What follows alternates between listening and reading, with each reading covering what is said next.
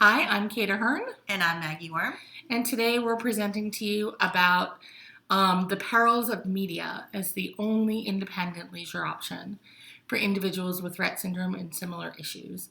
Our working title has been Where Are the Oompa Loompas When Mike TV Takes Over Your Child? As fans of Charlie and the Chocolate Factory, I hope you all remember that Mike TV watched too much TV, which led to him being shrunk. And that's what happens when there's too much TV and media in the lives of the children with Rett syndrome that we know, is their worlds get much smaller. So we're going to talk to you today about what to do if that's your situation and about the research we've done around what's going on with TV and media in kids with Rett. Thanks for joining us. Thank you. So what we found out in our research is screens are actually problematic for all kids. The difference is you can send most kids out to play or tell them to turn off their phone or their iPad. But for our girls and our boys with Rett syndrome, we know that it's hard to send a kid out to play or to take away their device if they don't have independent leisure skills. And if the only thing they have to do is watch TV, we tend to let them watch TV because we want them to be happy. But that doesn't change that heavy use of electronic media can have significant negative effects on kids' behavior. And that we know from the Seattle Children's Research Institute.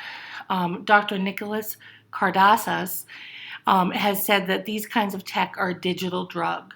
And the studies show that screens can increase depression, anxiety, and aggression. And we know that anxiety is a major issue in Rett syndrome. And we don't want screens to become part of that. So my question for you is, have screens become a drug for your child? Is Bubble Guppies or the Wiggles or Mickey Mouse or Little Einsteins, has that become something that in your family your child has to have more and more of and can't cope without? And if that's your situation, what are we going to do about it? If it's acting as an addiction and the child isn't able to engage with the family or participate in school or go out in the community, go out to dinner without access to their media or their video, then what happens to that child's world? So this all started for me with working with Madison, who is Maggie's daughter, and I'm going to let Maggie tell you a little bit about Madison. So Madison currently is 16. When Kate started working with Madison, she was 11, and she has Rett syndrome, celiac disease, chronic pain, and muscle spasms. And when Kate started working with her, we were at a loss, and all she did was cry and scream loudly anywhere we were for the attention of getting the addiction of the screen. It was extremely hard on the family, and we'll talk about more about that later. But it's been a whole new world now, and it's been great. So Madison was in this vicious circle of she had pain, and so people would turn on the TV because it helped. But eventually, the crying and it was really screaming. It would peel the paint off the walls, screaming. That became something that turned into not so much about pain, always, sometimes, but usually, as time passed, it was just about getting the TV turned on. And the screaming to demand TV just weared on everybody.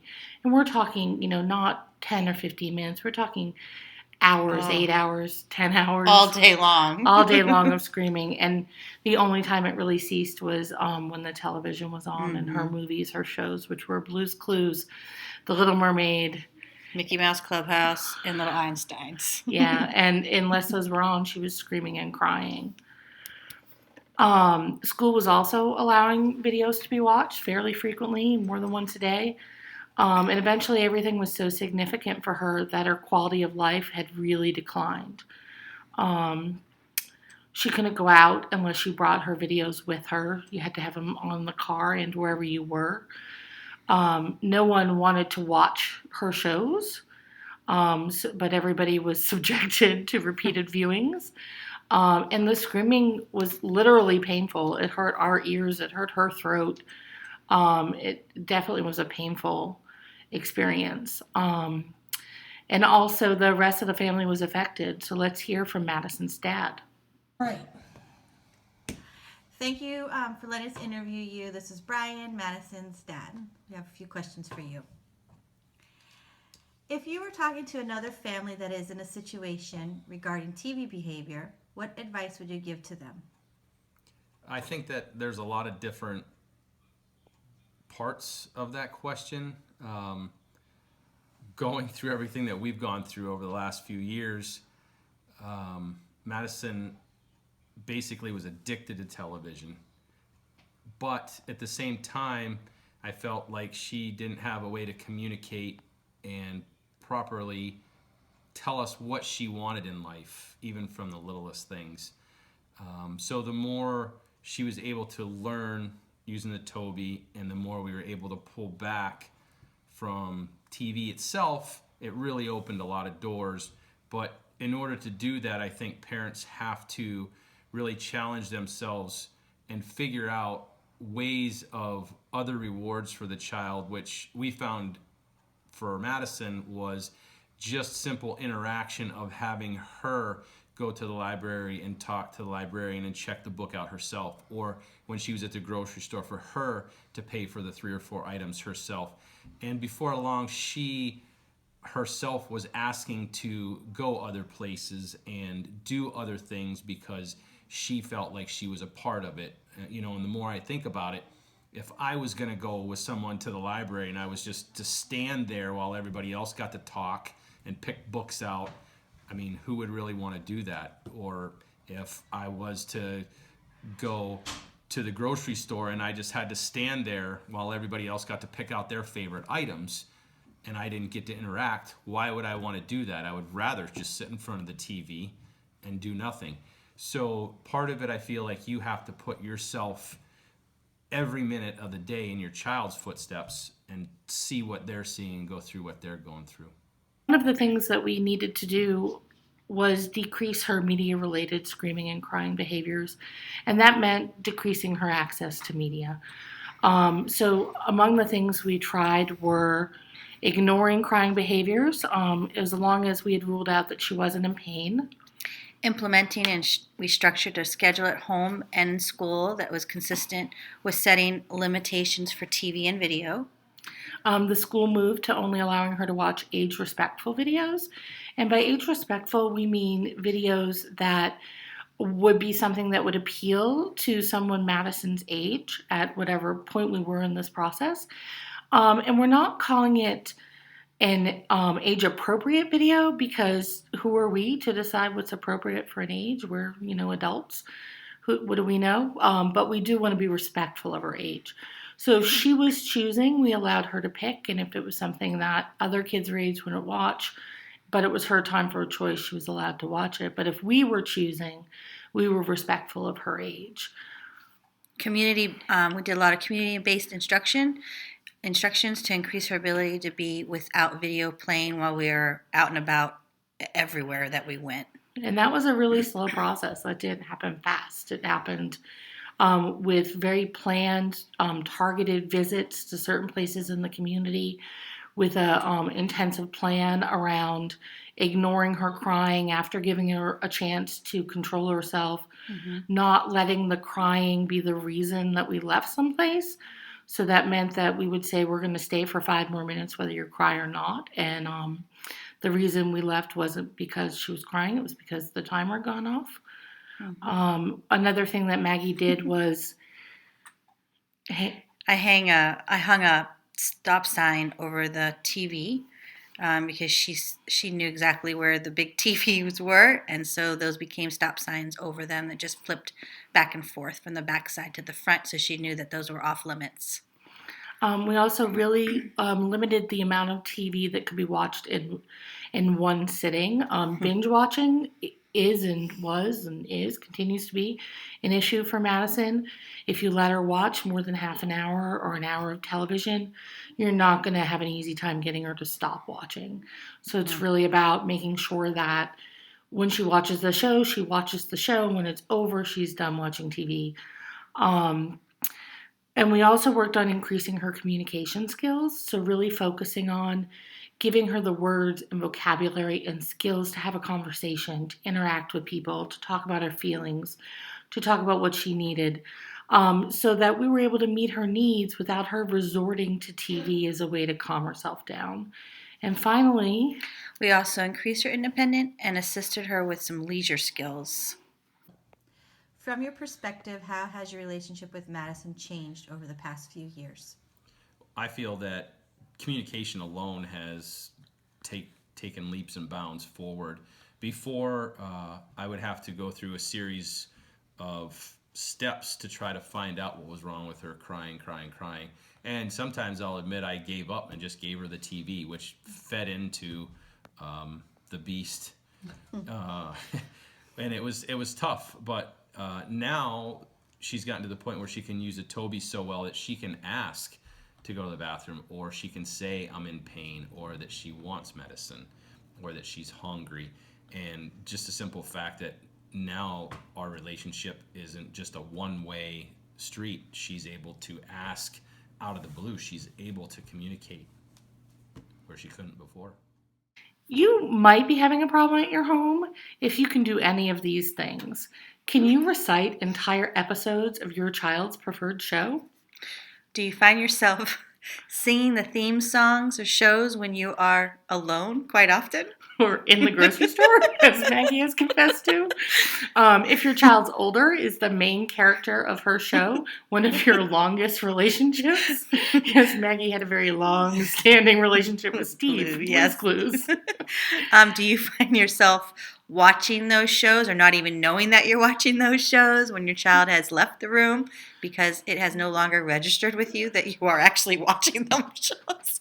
I was visiting with another family, and the child had gone to bed, and the mom and I were talking in the living room, and the child's sibling came in the room and said, "You guys know you don't have to watch this, right?" And we didn't even realize it was still on. And when that happens, there's definitely a problem.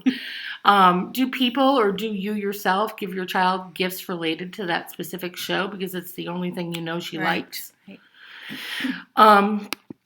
Finally, if you can relate to this video, your child might have a video addiction. Stop singing.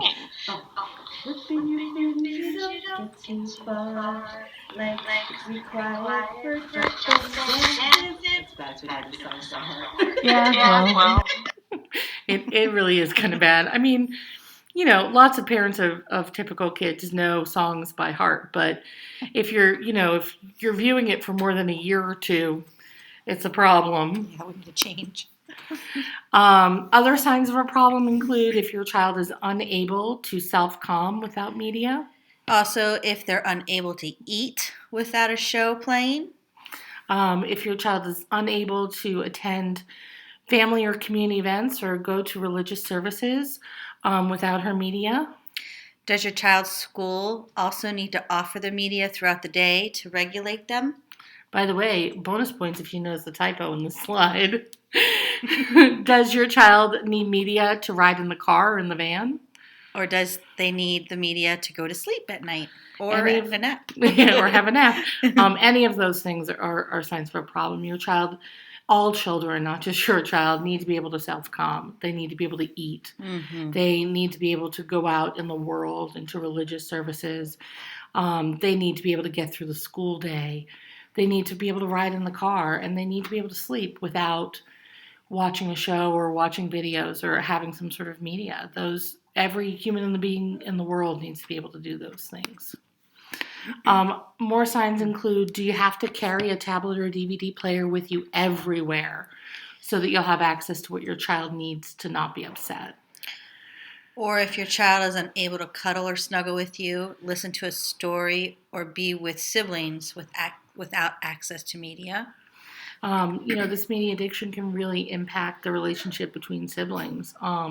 It can cause siblings to view, I don't know if you can all hear in the background Madison laughing. Madison is obviously a happy girl these days. And as far as I know, she's not watching TV She's getting right a now. bath. She's having her bath. In the old days, she would have screamed during this. So sibling relationships are really impacted by this media stuff. No sibling wants to sit and watch Little Einsteins 10,000 times and no sibling really wants to have to explain to people that their sister or brother can't come to an event because they're unable to be watching a movie on their iPad. Another thing to wonder about is media the default tool to calm upsets or to arouse the child, to wake the child up? In this world, we all need the ability to calm ourselves down, and we all need the ability to alert ourselves. And this is everybody, not just kids who have disabilities. And we need to teach our kids how to calm themselves down and how to alert themselves and how to, really regulate their own bodies. It's a skill they need for the rest of their lives. And finally, If the media becomes the popular babysitter. So that's often too true. well, I think we all, and I think especially, Maggie has lived it with Madison. We all need times when we get some time off as an adult. Yeah. But the hard thing becomes when the only way to get time off is by turning on a video. Mm-hmm. So let me tell you a little bit about Haley. Haley really proves that old adage, an ounce of prevention is worth a pound of cure. I started working with Haley when she was 8 and she's 10 now, and it was sometime after I had started with Madison. So I had already seen what could happen with TV and where it could lead. So over 2 or 3 sessions, Haley began to try to get out of her communication sessions with me so that she could watch her preferred videos. In Haley's case, that was Dora the Explorer. When we denied her the chance to watch her movies, she would try crying and sleeping and complaining with her speech device that she wanted Dora and that she wanted out of the session. And after seeing this happen in a couple of sessions, I spoke to her mother and I explained to her what I was seeing in Madison and what I had talked to other parents about, some of the problems that were happening with having access to media in an unlimited way and how it was leading to behavioral issues. So her mom implemented some really strict rules around TV. She limited the amount of time she was allowed and when in the day it was available. She made it clear to Haley that it was only available after certain other things were done after school and on a very limited weekend on the weekend. And eventually these behaviors ceased. Or they didn't escalate and they ceased. And I think the not escalating is really huge here because it could have turned into something very difficult. Haley's family is from Canada, and Haley's able to tolerate the very long drive back up into the central part of Canada without a movie playing now. She's able to look out the window and listen to conversation in the car and just be with her family and not need a movie playing, and that's huge for her. And the big thing was we intervened before more significant behavior developed. She really came a long way, and she's communicating beautifully. She's now signed up to do adaptive ballet. She frequently asked in fact, last time I saw her, she'd asked multiple times to please go out on a walk and to go to the park.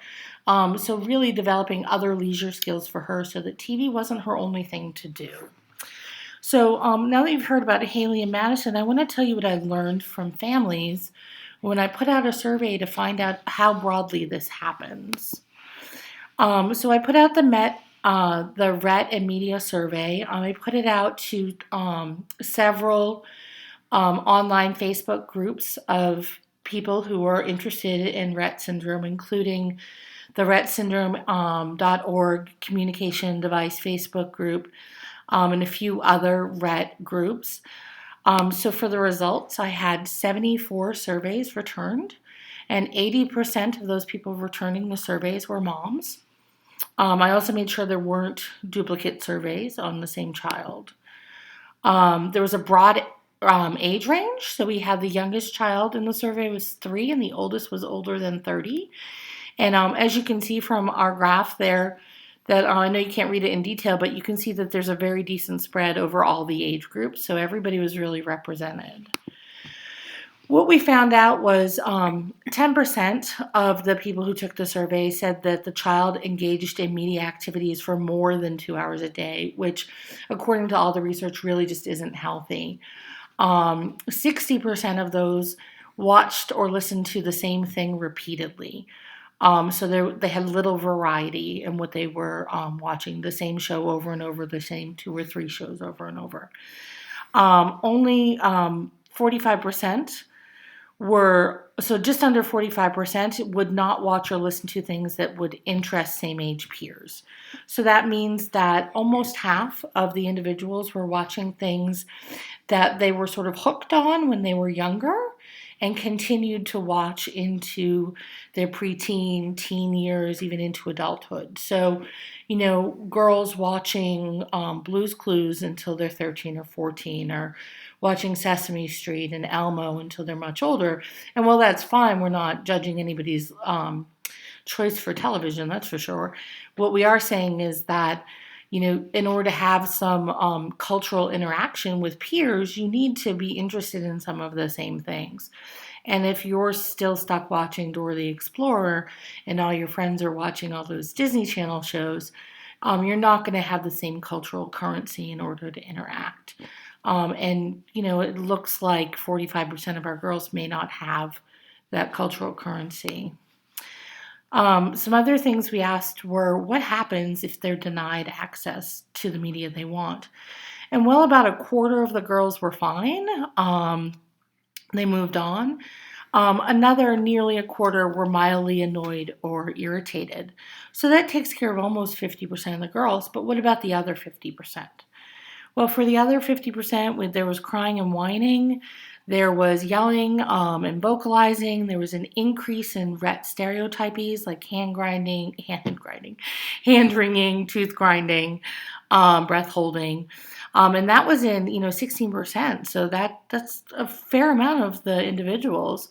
A lot of the girls would become angry at the person who denied them access, about 5% of the girls. With 9% more becoming angry in general. A lot would shut down, pretend to sleep, or actually go to sleep, so their arousal would turn off and they would just go to sleep. A number who had the physical ability would either walk out of the room or would use their communication to ask to leave. Some of the girls were physically able to, or were able to use assistive technology to just watch TV, even though they were told not to. And I have to say kudos to that 2.7%. Well, I think your media should be cut down. I applaud your ability to turn it on yourself. And then I had another category. So one of the things to remember about this is people were only allowed to choose one thing. So they were supposed to choose whatever happened the most. I was very, very surprised at what I saw in the other category. So here are some of the things people typed in. I had a couple of people said that their daughter would engage in self-injurious behavior, so biting their hands, hitting their head, or would become aggressive. Some who said they would bang on the TV, hit the TV, grab the TV, otherwise make it clear that their problem had to do with TV. Another person said that their daughter would wander around, open cabinets, get into trouble. So while I came into this worried about crying and sleeping, I found out that there are a number of girls who have much more significant issues around media and TV than just crying and sleeping. We also found out that 30% of these negative behavior responses, so anything worse than crying and whining, anything that was a larger response than that, about 30% of the girls had that behavior once or more a week. So that's, 30%, nearly a third of the girls having some kind of meltdown once a week because of television or because of media. And 10% of the girls had a behavioral episode around media once or more every single day. And that is a lot for a family to handle.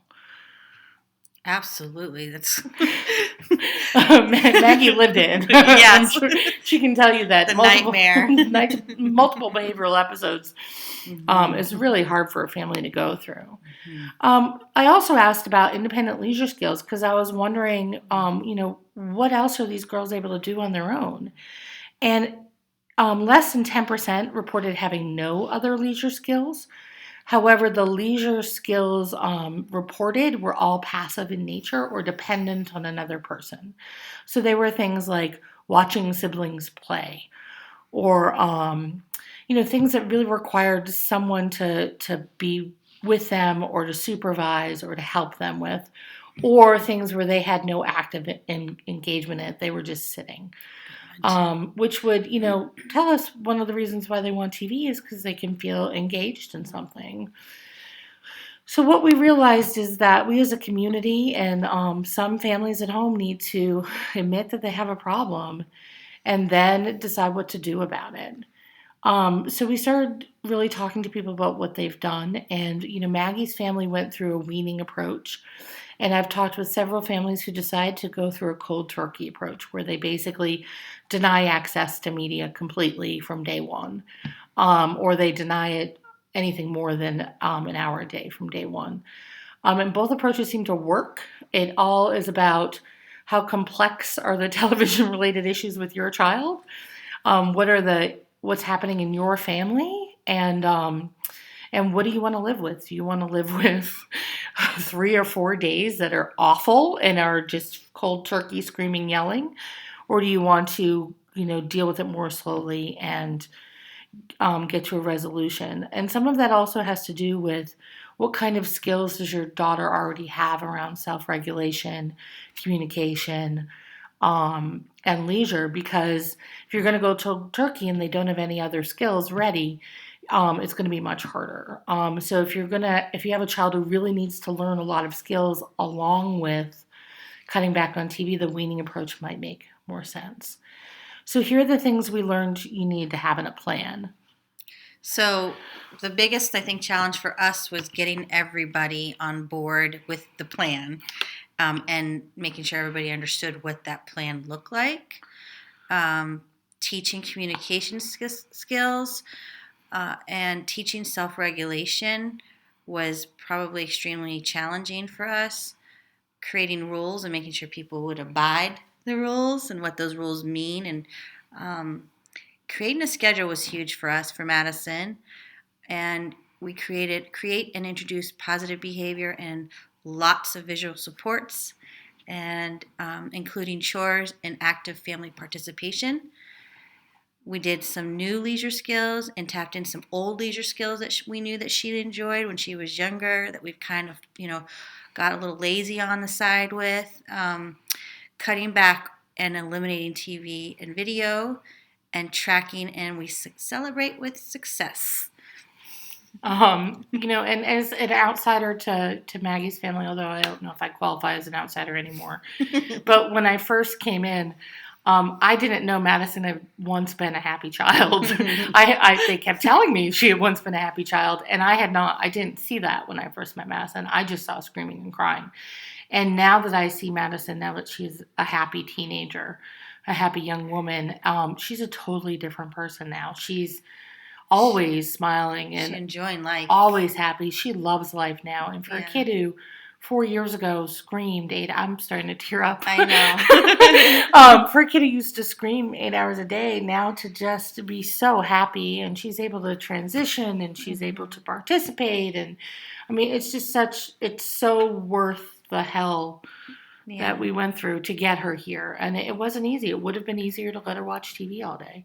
And I have to say, just as a mom, for the title of this, admit you have a problem, and then basically move on, and what are you going to do about it? I mean, I had to really think for myself as a mom, if I expect this from Madison, then I need to be there with her every step of the way. And it did cause conflict in the family, but everybody really had to get on board, and it's a commitment. So it's not just a commitment for the family, for Madison, but everybody that wants to see the best for Madison. So you'll get there. Just gotta.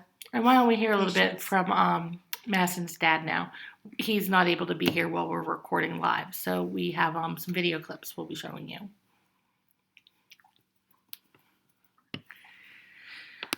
Isn't it great that we got Brian to make some videos for us? I know, it's awesome. Fantastic. So getting everybody on board, everybody needs to be on the same page and agree to the plan. And we had all sorts of signals and signs that we put up. At one point we had a rating system where you could walk into the house and there was a sign telling you where Madison was in the process. What level of stress she was at.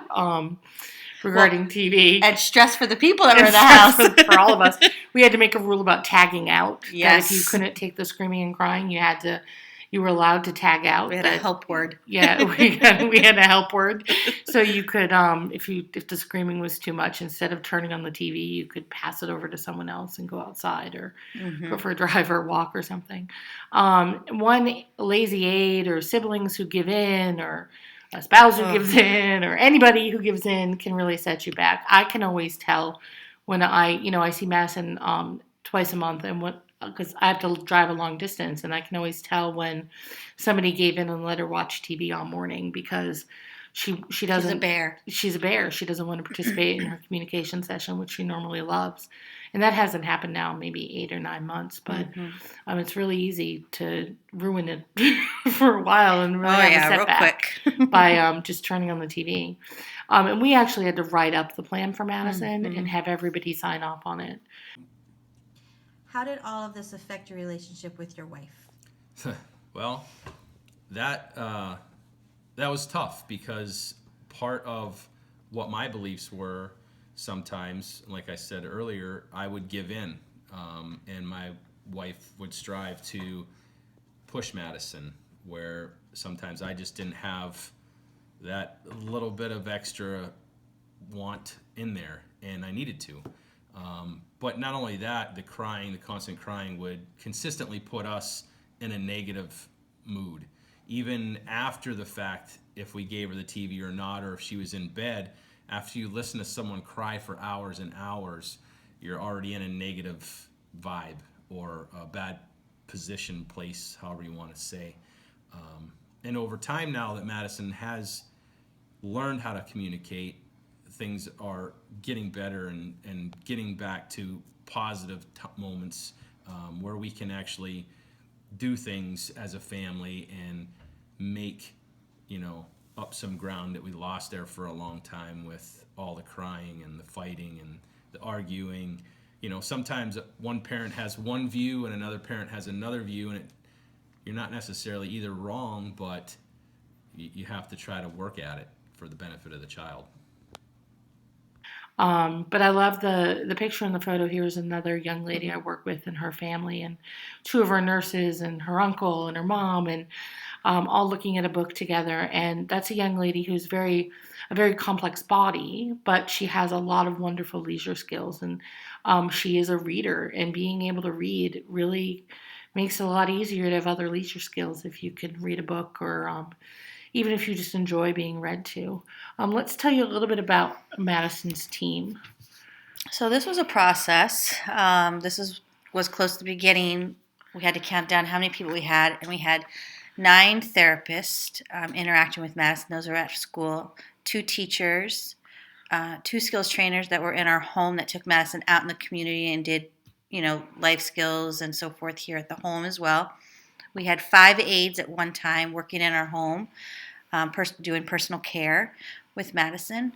There's 3 family members, and there were 3 peer friends that constantly came in and out of our home, and actually still to this day, that everybody had to get on board. So it definitely takes a village, or it takes an army, whichever way you want to say it, to make sure that everybody was consistent and that Madison recognized, what the expectations were, no matter who it was.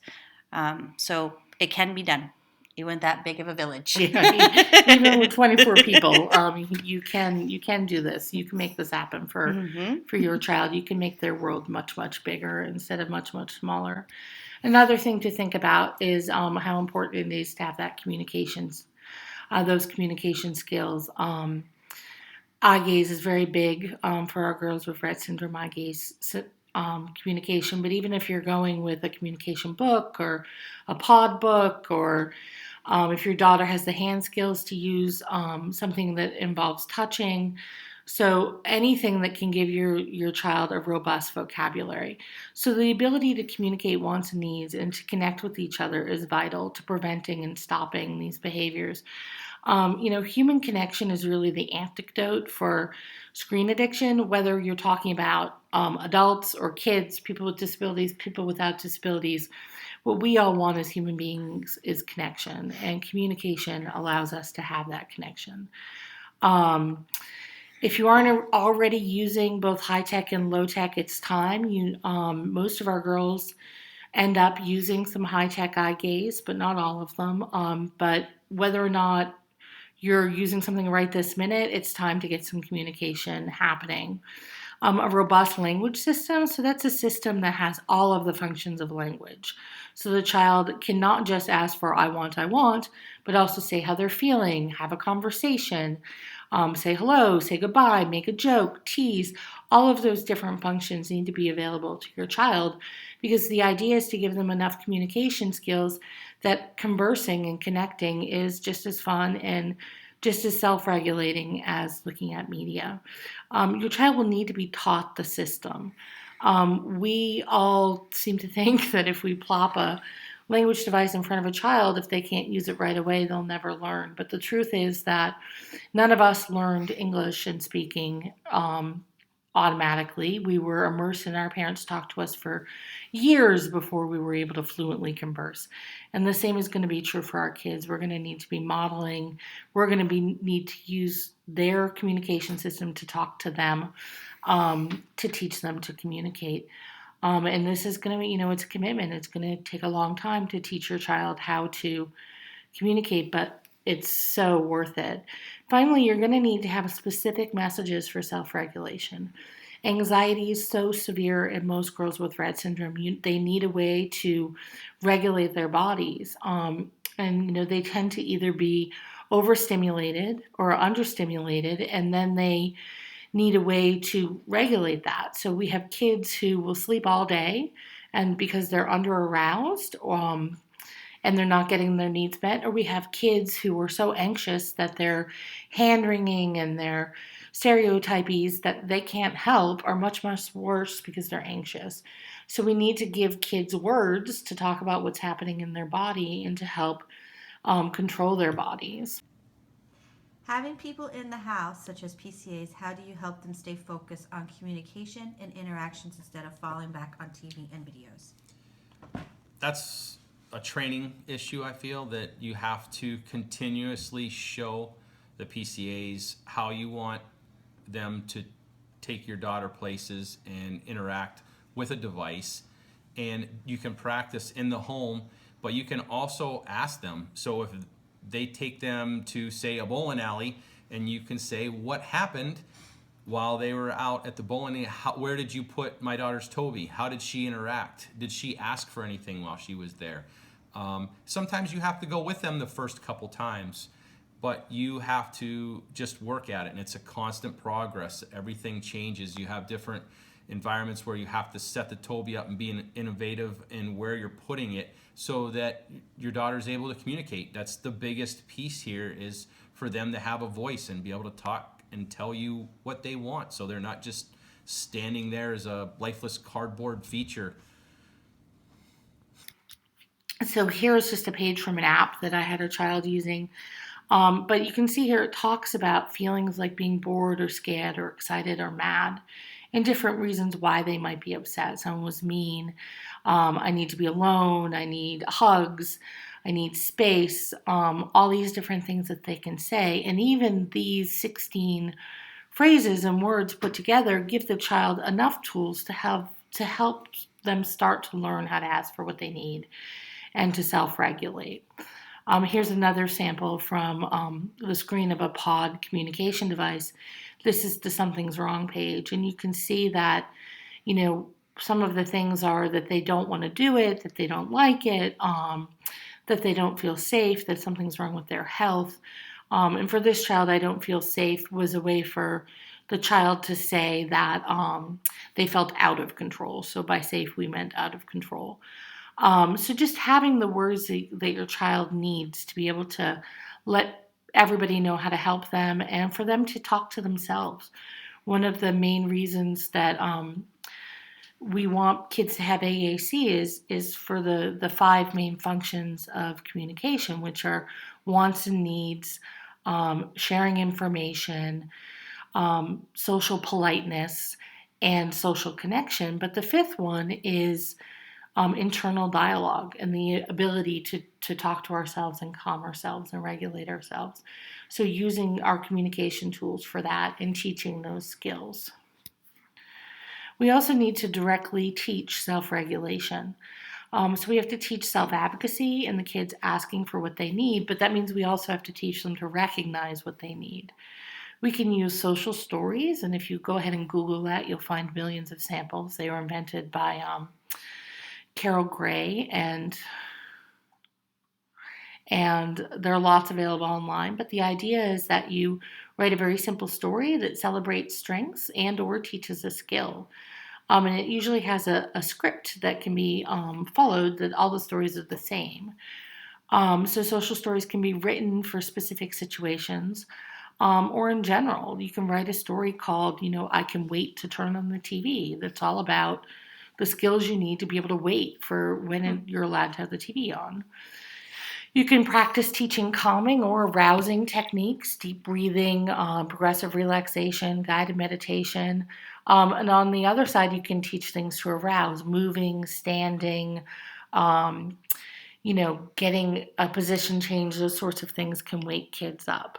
And then we also have to model how to calm down and self-regulate. We have to do it ourselves and talk out loud as we do it so the kids can see how that happens. We need to say things like, I'm feeling really stressed out. My hands are in fists and my shoulders are up around my ears and I'm breathing hard and I can feel that my eyebrows are together and that means I'm stressed out. So I'm going to take a deep breath.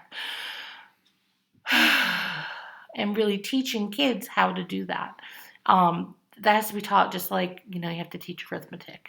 So making sure your kids have those skills. So some of the things that we found that worked great for Madison was some positive behavior supports. And this schedule that you see that we had was actually placed in our home where she had to see it like constantly when she was going back and forth from one location of the house to another. And we used the yellow card to shift down on whatever step in the schedule that we're at. So where right now you see that it was time to get ready for horseback ride and the horse was highlighted. And the nice thing about this was after time, instead of having to highlight it every time that we walk by, we would say, hey, as we're walking by, Madison, don't forget to check your schedule. And then we wouldn't even have to give her that verbal prompt. She actually, I see her peeking at it. And then sometimes I realize, oh, yes, I need to move it. I'm 2 steps behind. So the highly structured schedule was very helpful for Madison, limited her downtime on watching TV, and so she actually looked forward to whatever the leisure activity or if we're going somewhere. Was made clear when media was allowed and when it is allowed and isn't allowed. And it avoided creating expectation that certain activities always happened around the video. We would have to have it all the time when she had a snack for dinner. The iPad, wouldn't be able to be allowed to be in sight, and she would start screaming. And now even if it's on the table, I just say, no, it's not time for that, and I put it away. So watching the video until you fall asleep, etc., once this connection is established was one of the things. She didn't have to watch it, but she had to watch it before bed. It was difficult to break it from her, but definitely when she sat down to eat was always a time for the video. And then using the visual supports to help your child understand new expectations and rules. And now for Madison, we had a renovation in our home, and so the schedule has disappeared. But we can tell her, okay, in 5 minutes we're going to be leaving, and she can actually sit and wait for time to go. So she's been. Well, doesn't she also have her schedule on her iPad? And she has it on her Alexa too. Yeah, so that was the new thing that we've done is so she can ask Alexa daily what her schedule is if she wants to hear it on her own. So she doesn't visually have to see it anymore. So it's really nice. She could just listen to it or hear someone say, okay, we're leaving to go to OT in 10 minutes, So it's been, she's definitely made strides for sure. Yeah, and I think the fact that she can now eat with the family without huge. A video playing is massive. Yeah, she can go out to restaurants. Yep. And I last year we came from Maine, Camp Communicate, And I was like, I'm not playing that video. I don't want to hear it. And it was just her and I in the car. And I was like, okay, you're going to tell me which songs you like. 5 hours in the car. We didn't even have one video. So it was wonderful. That's amazing. Well, that's amazing. I hope everyone who's watching this presentation realizes that your kid can do this too, because trust me, if Madison, Oh, golly. if Madison can move on, anybody can move on. Yes. So we have some samples of some of the visual supports that other Maggies used or other families are used. And they landed in the wrong spot. So here's just a no TV one that makes it clear that TV is not available. And you can make this a flip sign. So on the other side, it's just a green check mark or something. So the child knows it is TV time. You can have countdowns of how much time they're allowed per day. The recommendation for typical kids is 2 hours. For girls with Rett, I strongly recommend that that's too much, because once 2 hours happens, you've started the binge and you're not going to have an easy time ending it. Here's another support, one show and then all done. So they understand you're going to watch one episode of Dora. We use that for Madison. Yeah. Or one episode of Blue's Clues. And then we're shutting it off. Another no TV that's maybe better for literate kids. But somehow our slides were out of order, so we're gonna go back here. Yeah. So another thing that we did for Madison, I've helped a lot of other families doing, is really looking at the schedule and taking notes during several days and looking at where's the void. You want to avoid the void. The void is when the media comes out. It's that time when nothing's happening and the child has to sit. So when you're making dinner and the child's going to go watch TV. And if that's where the problem is, then how do we look at that time and make it easier? What can we do to set expectations that are the same as the rest of the family so that they can sit at the table without media? How can we give the child simple adapted chores? One of the things for Madison was her only role in the household was the kid who watched TV. And basically, yeah. And she didn't participate, and now she has chores. And you can see her with one of her skills trainer there.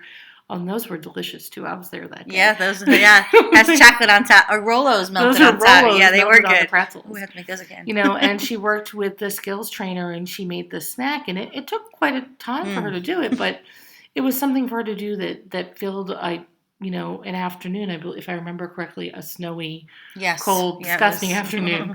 But so she wasn't watching television. But finding these times, when are the car rides that are a problem? When are how is church or synagogue going? That are you able to get through that? And if not, how can we change the expectations during those activities and give the child something to do that's meaningful, so it isn't that the TV is the only alternative. And I remember Madison making those, and one of the things that we do when we were doing cooking is we always let her taste it every couple times so she knows, those are really good. Here are some of the other chores that Madison does. So she rinses her dish every day after she eats, and the top corner you can see her putting it in the dishwasher with me.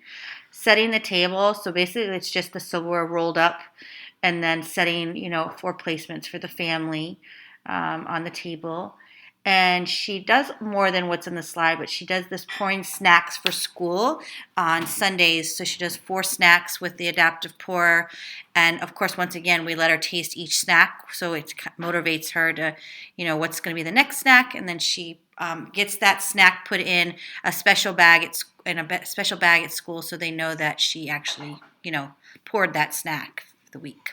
And you're probably seeing the adaptive pour and the button that Madison is pressing, and saying, "Tell us about that." We will. Our next thing that we're going to record is going to be all of the different adaptations you can do in your house to make your house accessible for your child. But the pouring cup you see there is a measuring cup attached to a rotating motor.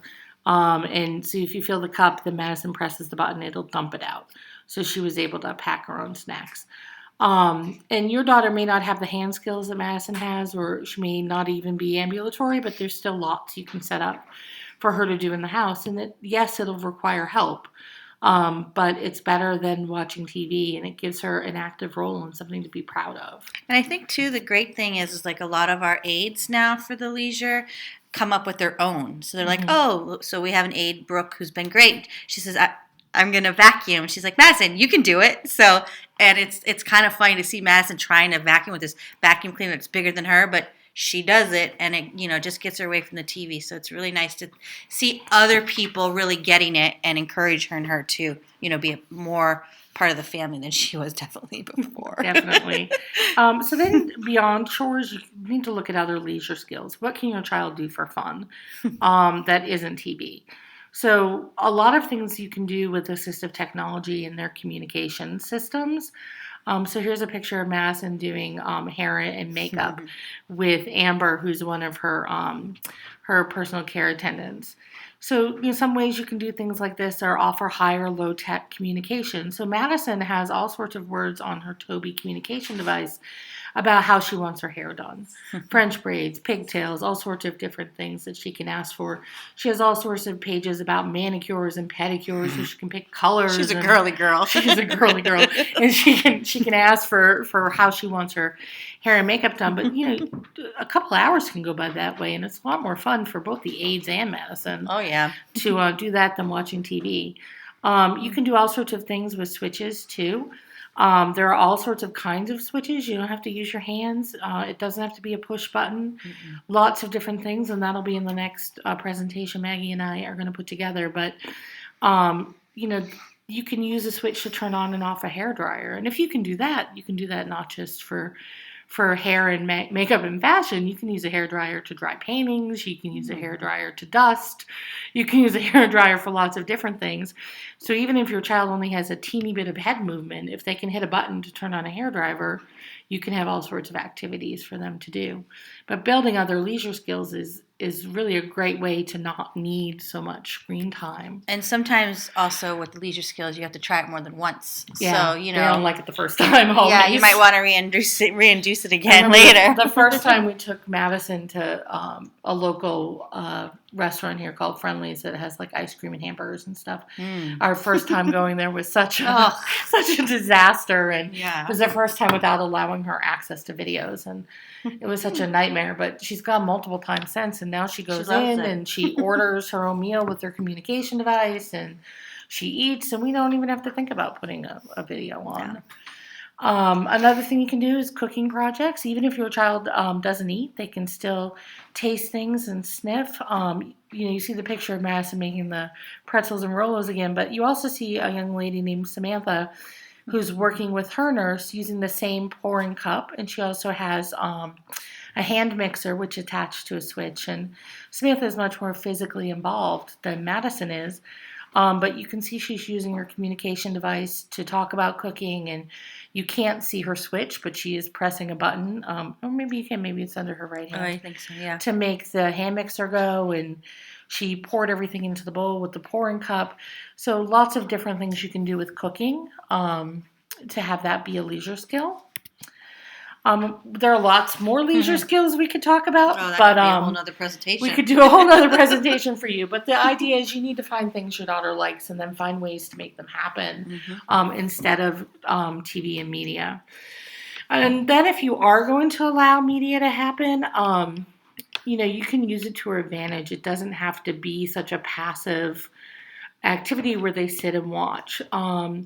So one of the first things we did for Madison is we would model on her speech device while she was watching her movies. So when she first got her Toby communication device, we'd sit with her while she watched The Little Mermaid, and we would model, she go up there, she want kiss him, she want legs.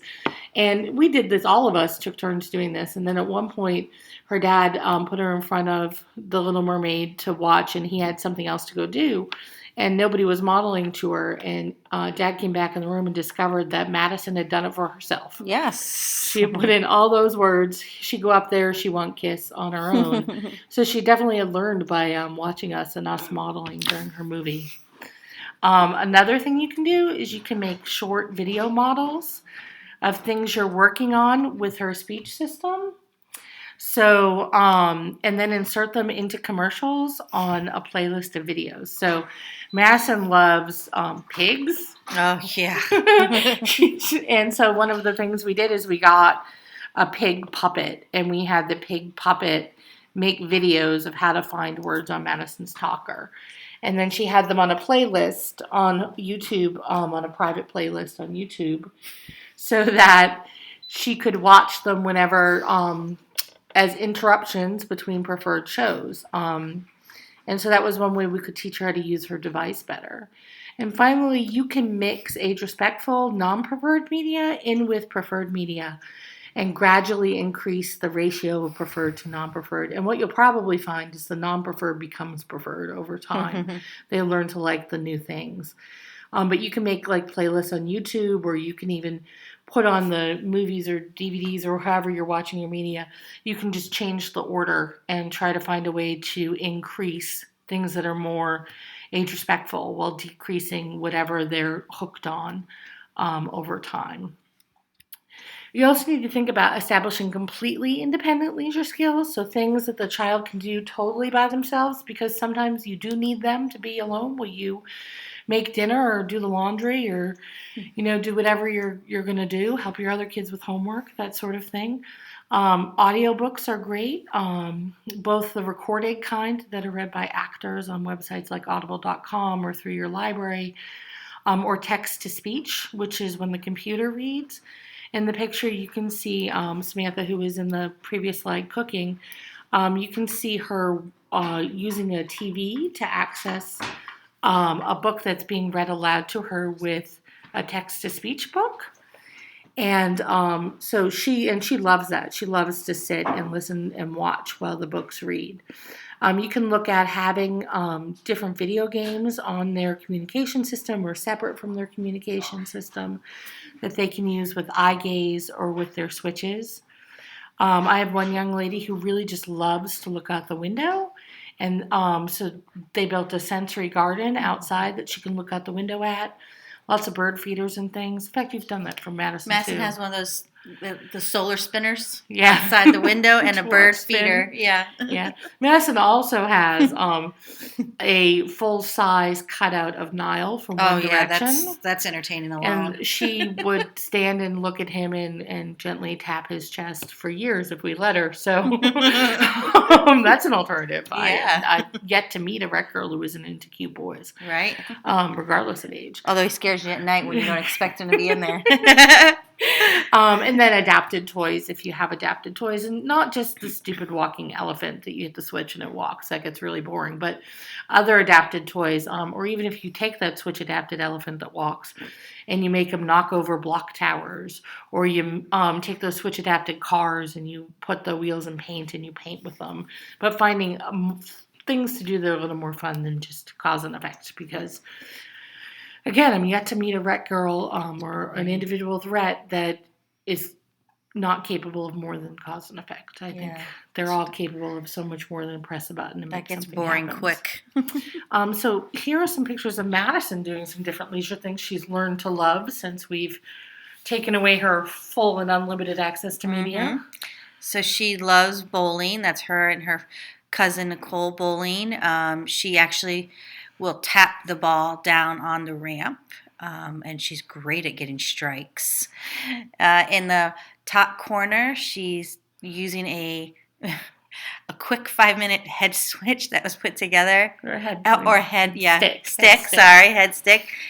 She actually requested to try that on her own via her Tobii eye gaze machine. And she sat there after Kate left for probably another 35 minutes painting. And then in the bottom corner, she is, I believe it looks like she really does like having Alexa tell her jokes. So this is probably either telling jokes or music. Those are her two favorite. And then lately she's been accessing her book on Alexa. She's been very bossy with Alexa lately. It's kind of funny. Better Alexa than us. Yeah. And if you don't know what Alexa is, so the Amazon Echo, and the Google Home device, and then Siri on Macintosh products, All of those can be controlled with a Toby or Accent or whatever speech device your child's using. You just program in the messages. So Madison has messages that say things like, Alexa, play One Direction, Right. and Alexa will play One Direction. Or Alexa, what time is it? Alexa's, what's on my schedule? And she'll do all those things for Madison. So basically, what happened for Madison and could happen for your daughter, or whether it's the issues you're having or sleeping or aggression or crying or yelling, all of these leisure skills and all of the other things we've talked about are what can allow you to really improve your daughter's quality of life. So in summary, TV, video, and media are definitely a problem in the Rett community, with it looking like an addiction, even though, technically it's not an addiction. It certainly appears like one with many of the girls. The level of issues that happen vary by girl. So some of the girls, it's just, not just, but it's sleeping or not participating. Other girls, it's crying or yelling. And some of the girls, it's aggression or self-abusive behaviors. But the level of problem seems to vary. The best thing you can do is to prevent this from happening with your daughter. If you have a younger daughter, making sure that you don't end up going down this path. You can decide to stop cold turkey or to wean the TV or video use over time, but you do need to do something if you want your daughter to have a high quality life. And the family. And the family to have a high quality life. In the beginning, you're probably going to see things get worse before they get better as you start to cut TV, and that's something to expect. Behaviorists would call that an extinction burst, but what it looks like is things get a lot worse before they get better, but they will get better if you set out a plan and you give ways to communicate and you teach self-regulation and you give other leisure skills. If you're able to do all those things, you will be able to reduce the TV time and the behaviors around TV. You have to introduce those new activities to replace media so your daughter has something to do and is part of the family. You need to recognize it will get better. Even though it seems impossible, it will get better. It does get better. You have to be careful of the backslides. The lazy aide who puts on the TV for 4 hours. You have to be careful of those because once it happens, you're going to have to step it up again and go through some of that same more increased upset all over again. And you have to keep it up. It's going to be an ongoing thing. Lifestyle. Yeah, just like any addiction or whatever, it's not something you do once and then it's over forever. It's something you have to keep up, and you have to make sure the leisure skills grow with her and the communication keeps growing, and everybody gives her other things to do. So, Maggie, do you have anything, word of advice you'd like to give people before we sign off? I think just keep it going. I know at times you're going to want to give up. That's probably was the biggest challenge personally for myself and for our family. And now, one of the things that we do is if I feel like she's had a lot of TV, just get out of the house, do something that doesn't pertain to being able to physically see the items in your house, because we have a big TV. I just couldn't take those off my walls, but and just believe you can do it, believe your daughter can do it, and just really stick to your goal. It's going to be stressful. Definitely stressful, but it's definitely so worth it. Madison's life is so much better now, and other Yes. families who have done this have said the same thing. Is there anything else you would like to share? I just think the last thing is don't stop looking for new fun places for your daughter to go and try. Don't get in just a habit of, hey, she likes to go to the library, the pool, and bowling, or something to that effect, and stop there. Take her to see the firemen or the police station or the post office. Try to be innovative and get her out in the community. And I think the more that you do that, the more she'll find and maybe even search and want to go do things, and it'll be even easier to pull her away from the TV. Thanks everybody Thank for you. watching, and we'll be back with some ways to adapt your house, I think, in our The next Kate presentation. and Maggie show. The Kate and Maggie show will be back. Thanks for attending.